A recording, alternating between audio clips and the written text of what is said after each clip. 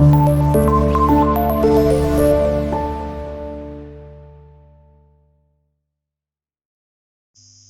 वालेकुम students, 9th class computer का हमारा आज का टॉपिक क्रिएटिंग लिस्टिंग होगा।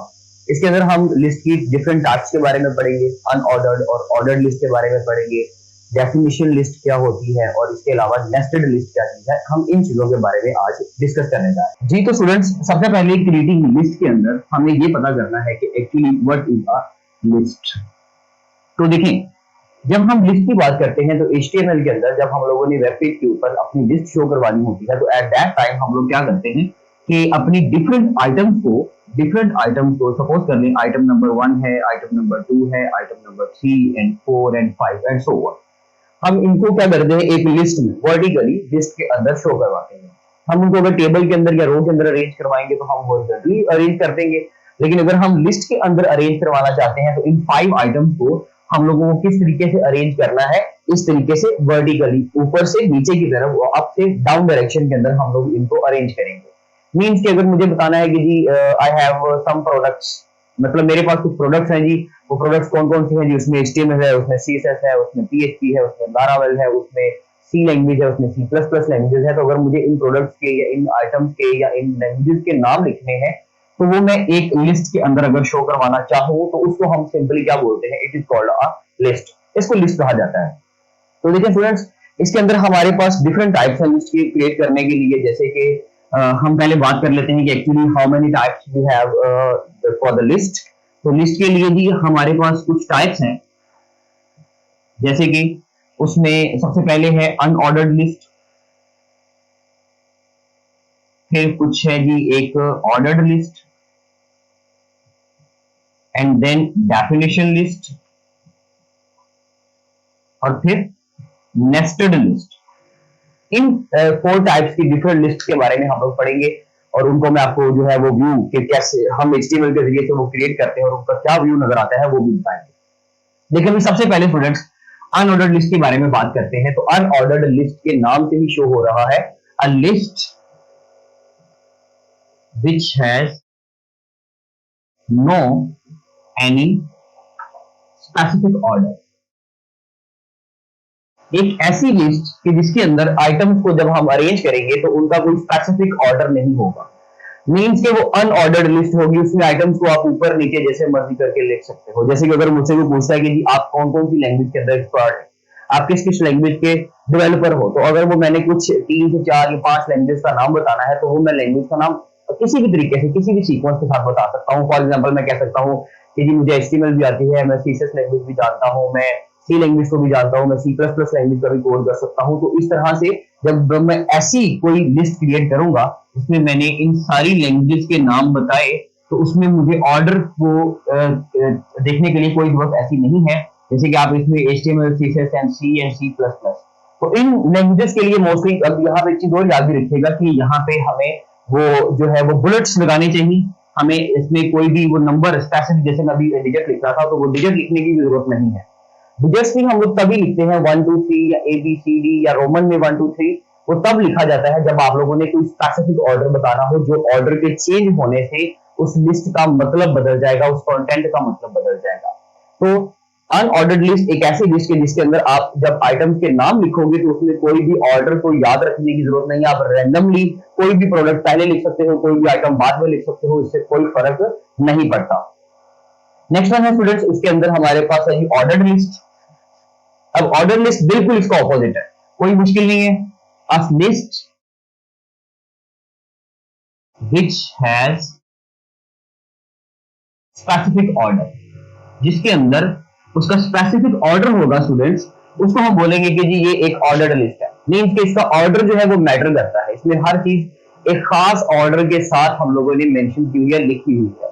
जैसे कि ऑर्डर्ड लिस्ट के अंदर हमारे पास जब आइटम्स आएंगी तो मुझे वो नंबरिंग के साथ लिखनी पड़ेगी, जैसे कि 1 2 3 4 कर लें, या फिर आप उसमें कर लें जी के ABCD यूज कर लें, लेकिन एक स्पेसिफिक ऑर्डर के साथ। हम मतलब कि वो वाली सीरीज लिखेंगे साथ डिजिट्स की जो कंजक्टिवली बढ़ती जा रही है ABC लिखेंगे तो कंसेक्टिवली बढ़ता जा रहा है लेटर, तो इसलिए हम लोग क्या करेंगे कि उनको इन बुलेट्स के साथ लिखेंगे। जब उनके साथ उस लिस्ट में बुलेट लिखेंगे तो ये वाले लिखेंगे। इसमें एक सिंपल सी एग्जांपल ये है कि हम लोगों ने जब चैप्टर नंबर 1 पढ़ा था, अपने प्रॉब्लम सॉल्विंग के कुछ स्टेप्स पढ़े थे, तो वो प्रॉब्लम सॉल्विंग स्टेप्स जो है वो 1 बाय 1 आते हैं, यानी कि 1 आफ्टर 1। तो इसमें जो सबसे पहला प्रॉब्लम सॉल्विंग स्टेप है, हम लोग सबसे पहले उसी के बारे में लिखेंगे जी। सबसे पहले हम लोग क्या करते हैं, प्रॉब्लम को डिफाइन करते हैं, फिर हम लोग उसको एनालाइज करते हैं, एंड देन हम लोग उसको फर्स्ट क्या जी प्लान करते हैं सोल्यूशन को, फिर कैंडिडेट सोल्यूशन निकालते हैं, एंड देन फाइनली हम एक बेस्ट सोल्यूशन को सिलेक्ट कर लेते हैं। तो स्टूडेंट इसमें एक मैटर जो है, वो जो ऑर्डर है वो मैटर कर रहा है। आप ऑर्डर को चेंज नहीं कर सकते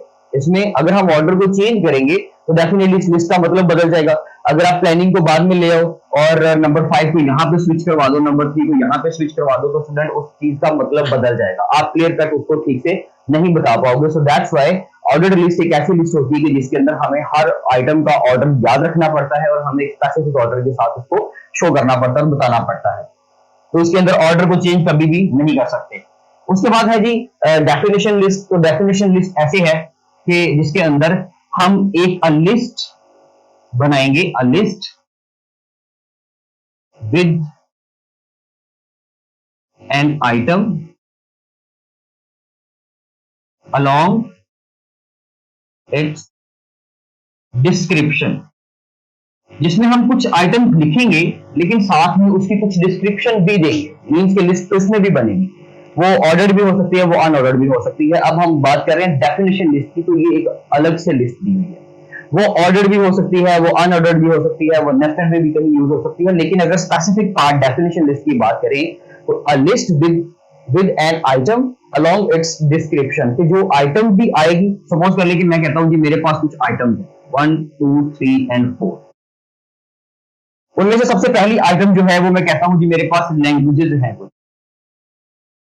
तो सपोज करें एक आइटम मेरे पास लैंग्वेज है, अब उसके अंदर कौन कौन सी लैंग्वेज है तो मुझे इसको डिस्क्राइब करना पड़ेगा। तो मैं यहाँ पे 2 बुलेट्स मुझे लगाता हूँ, कहता हूँ जी एक CSS लैंग्वेज है एंड एक HTML लैंग्वेज। तो स्टूडेंट आपने देखा कि भाई हमने आइटम तो लिखी लैंग्वेज, लेकिन हमने उसको डिस्क्राइब किया कि फर्दर इसके अंदर क्या चीजें हो सकती हैं, CSS एंड HTML। मैं कहता हूं जी मेरे पास कुछ फास्ट फूड का जो है ना वो प्रोडक्ट पड़ी है मेरे पास, फास्ट फूड, ठीक है, नंबर 2 मेरे पास प्रोडक्ट ये है, तो उसको भी मैं फर्दर डिस्क्राइब करूंगा। मैं डिस्क्राइब करूंगा जी उसके अंदर मेरे पास सपोज कर लेंगे जी एक बर्गर की प्रोडक्ट है, हम वो लॉन्च करते हैं, हम पिज्जा जो है वो डिलीवर करते हैं। तो सपोज कर लें ऐसा कुछ कि भाई जिसके अंदर आप फर्दर कुछ आइटम को एक्सप्लेन कर रहे हो, उनको डिस्क्राइब कर रहे हो, ठीक है जी।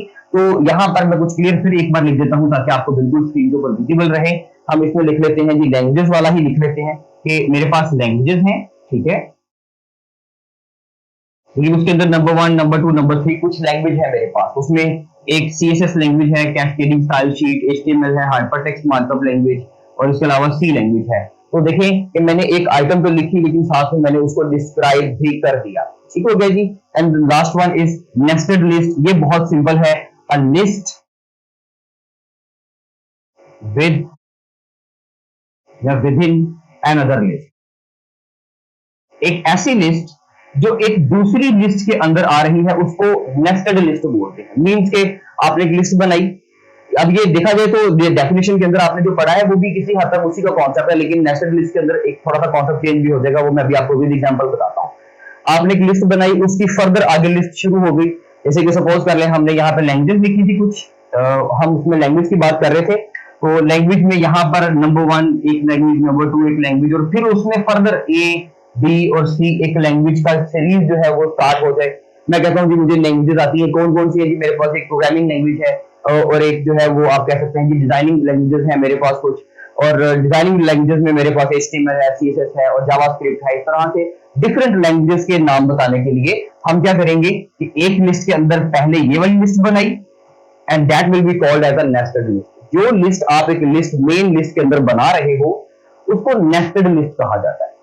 और जब आप इस लिस्ट के अंदर नंबर 2 को फिर इनहेंस कर रहे हो तो यहां से आपने फिर एक लिस्ट क्रिएट कर दी ABC। हो सकता है कि यहां से B से आप फिर एक लिस्ट बनाना शुरू कर दें। तो जब आप एक लिस्ट के अंदर एक आइटम को इनहेंस करके फर्दर उसकी डिटेल्स देते हो तो स्टूडेंट्स उसको नेस्टेड लिस्ट कहा जाता है। A nested list within another list, उसको क्या बोला जाएगा जी, नेस्टेड लिस्ट कहा जाएगा। स्टूडेंट्स ये हो गई इनकी डेफिनेशन। अब हम बात करते हैं इनके टैग्स की कि भाई इनके लिए हम HTML का टैग कौन सा यूज करेंगे, क्योंकि HTML तो मार्कअप लैंग्वेज है, मार्किंग एलिमेंट को वो रिक्वायर करती है, तो हमें उसके लिए लैंग्वेज के साथ साथ क्या करना चाहिए, हमें उसके लिए वो टैग्स भी बताने पड़ेंगे कि टैग्स कौन से यूज किए जाएंगे। तो स्टूडेंट्स याद रखिएगा कि अनऑर्डर्ड लिस्ट के लिए हमें एक मेन टैग चाहिए होता है पहले UL के नाम से। UL stands for unordered list, U stands for un and L stands for ordered, ठीक है जी, sorry list, unordered and list। Unordered list एक पेड टैग है स्टूडेंट्स, तो हमें इसको क्लोज भी करना पड़ेगा, यानी कि इसका एंडिंग टैग भी देना पड़ेगा। ये अनऑर्डर्ड लिस्ट होगी, ये उसका टैग हो गया। अब जब इसके अंदर आप आइटम्स बनाएंगे, जैसे कि फॉर एग्जांपल यहाँ पे मैंने लिखनी है एक अनऑर्डर्ड लिस्ट की, आप सपोज करें लिस्ट बनानी है, तो उसके अंदर मुझे कुछ प्रोडक्ट्स देनी है, जैसे कि एक प्रोडक्ट देनी है जी 2 3 4, एक देनी है HTML, C लैंग्वेज, C++ और जावा। ये मुझे 4 लैंग्वेजेस के नाम लिखने हैं स्टूडेंट्स, तो वो मैं क्या करूंगा, अनऑर्डर्ड लिस्ट मैंने बना दिया। अब मुझे लिस्ट का एक टैग बनाना पड़ेगा, फिर एक लिस्ट का टैग बनाना पड़ेगा LI के नाम से, फिर एक LI के नाम से टैग बनाना पड़ेगा, और इसके अंदर मैं उन लैंग्वेज के नाम लिख दूंगा, HTML, C language, C++ and Java को चले हम सपोज बेस कर सकते हैं, 3 लैंग्वेज है हमारे पास। और ये भी पेड टैग है स्टूडेंट्स, तो यहाँ पे भी लिस्ट क्लोज होगा, यहाँ पर भी लिस्ट क्लोज होगा, और यहाँ पर भी हम इस लिस्ट को क्लोज करेंगे। तो ये स्टूडेंट्स आपने देखा कि भाई हमने इस वे के लिए, इस लेआउट के लिए, इस फॉर्मेट के लिए हम लोगों को ये वाला कोड करना पड़ेगा। एक अनऑर्डर्ड लिस्ट का टैग बनाएंगे, उसके अंदर हम अपनी लिस्ट को शो करवा देंगे। अब सपोज कर लें कि अब हमारे पास जो ऑर्डर्ड लिस्ट है, तो यहाँ पे O आ जाएगा U की जगह पर, बाकी सारा केस सेम रहेगा। तो ये फिर इसी ऑर्डर के साथ ही शो होंगी कि नंबर 1 पे HTML एक स्पेसिफिक ऑर्डर रखती है, एक स्पेसिफिक प्लेस रखती है, पहले यही शो होगी HTML। नंबर 2 पे ही C लैंग्वेज शो होगी, नंबर 3 पे ही C++ शो होगा, इसके अलावा वो कभी भी शो नहीं होगा, यानी कि नंबर 2 पे C++ नहीं आ सकता, C लैंग्वेज नंबर 3 पे नहीं आ सकता, क्योंकि इसी ऑर्डर के साथ ही इनको शो होना है। इसलिए HTML, C और C++, बाकी के सारे टैग सेम रहेंगे स्टूडेंट्स, जस्ट क्या चेंज होगा, O stands for ordered and L stands for list। तो ordered list एक पेड टैग है, तो ये बंद भी होगा, और हम इसको बंद कब करेंगे, जब हम अपनी सारी आइटम्स को इसके अंदर डिक्लेयर कर देंगे। ऑर्डर्ड लिस्ट का टैग यहाँ से स्टार्ट होगा, उसके बाद आप सारी वो डिस्क्रिप्शन एंटर करेंगे, एंड आफ्टर दैट आप उस टैग को भी बंद कर दोगे। 1 बाय 1 आपने लिस्ट टैग खोला, उसके अंदर एक आइटम रखी, और यहाँ पे LI को बंद कर दिया, लिस्ट को स्टार्ट किया, लिस्ट को बंद किया, लिस्ट को स्टार्ट किया, लिस्ट को बंद कर दिया। आइटम जो सारी लिस्ट के टैग के अंदर, और ऑर्डर्ड और अनऑर्डर्ड के लिए UL और OL का टैग आएगा।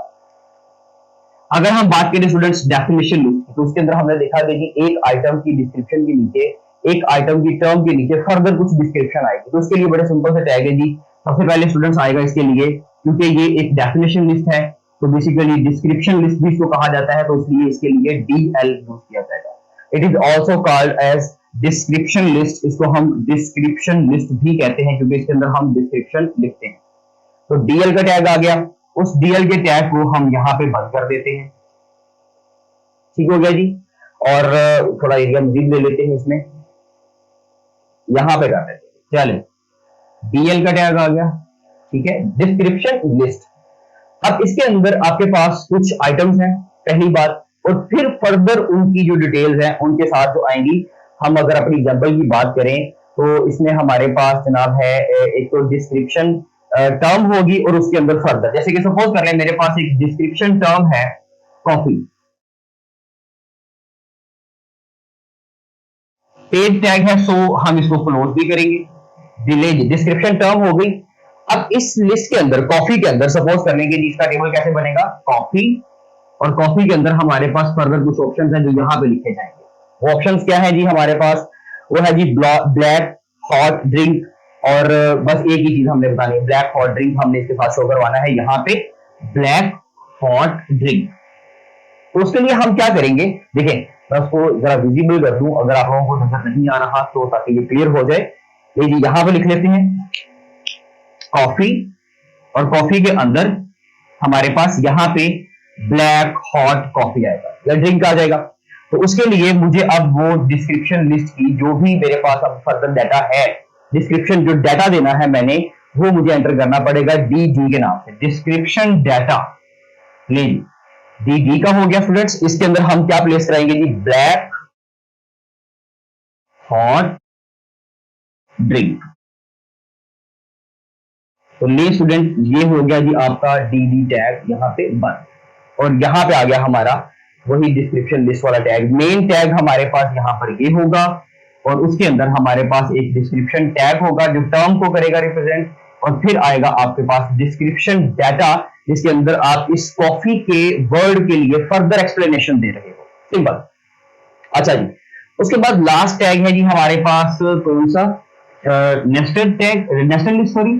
तो नेस्टेड लिस्ट के लिए क्या करेंगे students, a list within the body of an other list is called as a nested list। हमने एक लिस्ट बनाई, सपोज वो अनऑर्डर्ड लिस्ट है, इससे कोई फर्क नहीं पड़ता, इसको यहाँ पे बंद कर देते हैं, अनऑर्डर्ड लिस्ट।